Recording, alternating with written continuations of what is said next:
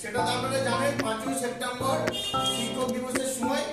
বা তারপরে আমাদের এখন আমার নতুন যেটা আমাদের অ্যানুয়াল ফাংশন হয়েছে,